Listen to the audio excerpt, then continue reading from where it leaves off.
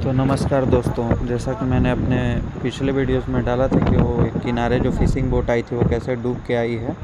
ये देखिए उसका लाइव कैसे वो एक्सीडेंट की है और कैसे डूब रही है। मैं पूरा वीडियोस डालूंगा अभी अगले वीडियो में कि कैसे वो पूरी तरीके से डूब गई है।